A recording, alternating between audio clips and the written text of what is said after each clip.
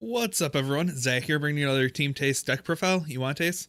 Today, I'm bringing you Dugtrio, which is an interesting one I haven't seen many people talk about yet. But it looks like it might be one of those budget-friendly decks. You can, probably skip out on a couple Lele's, and I don't know. It's been interesting, but I'll get right on into it. So start off simple. We got four Diglets. Now, you have a couple different choices of Diglets. This is the Sun and Moon Diglet, which has Spelunk. Look at the top three cards of your deck, and you can rearrange them. So just a little puzzle at a time kind of thing. And then there's also the new Diglett, which has Iron Head. Flip a coin until you get tails. I like the consistency of the Sun Moon one. It just kind of helps out a little bit, but I can only find three in my bulk, so and then of course you got the four Dugtrios. So Dugtrio has 60 HP, and then its attack Gold Rush. It does 30 times the number of metal energies you discard from your hand. So the like 6 in a choice band or 7 hits 210, so that's kind of the number you're usually going for. And it's honestly not that difficult to get. Sometimes you get end and you can't really do anything, or you get late game where you just can't find those last couple energies. But to help out with that, we got the 2/2 Starmie line. That's one of those things I've always thought about upping, because getting 2 out is so good. Between the Stadium, Mount Cornet, and 2 Starmies, getting 6 energies back every turn is insane. And then you got 2 Lele's. Might want to think about going down to 1. The turn 1 Bridget's really good, but they're pretty big liabilities, and if you can force someone to take the 6 prizes, it's can be pretty good. So pretty standard there. And then the supporter count, we got 4 Sycamores. You want to get your energies to the discard usually. It's pretty good to keep the flow of the game going, and you're not really afraid to discard much. You got a bunch of rescue stretchers and everything to get it back, and many ways to get energy back. 2 Cynthia and 2 N. I'm not sure where this count's going to be going to in the future. The Cynthia, shuffle your hand, draw 6.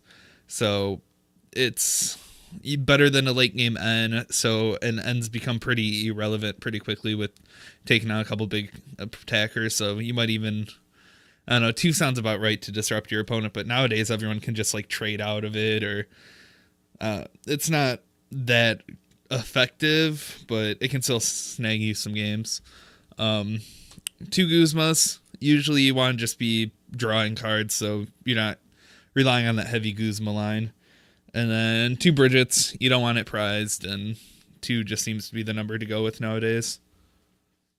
Then for items, we have 4 Ultra Balls. Pretty standard stuff.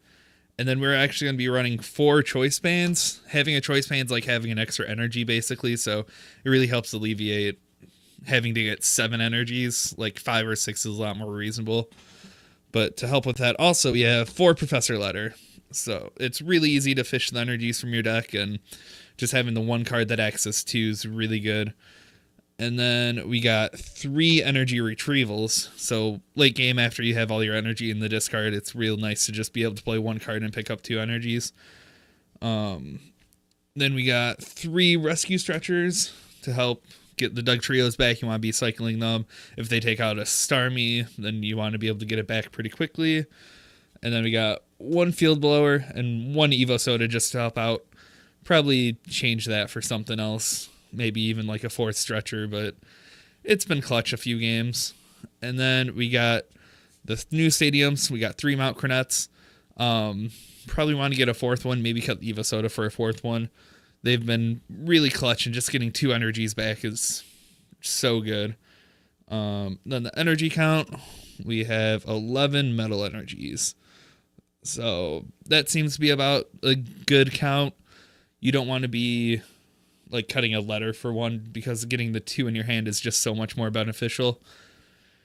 But pretty straightforward. This deck is very interesting. It's something you really want to play around with. Maybe you don't need the 4 letters. Maybe you need a 4th retrieval.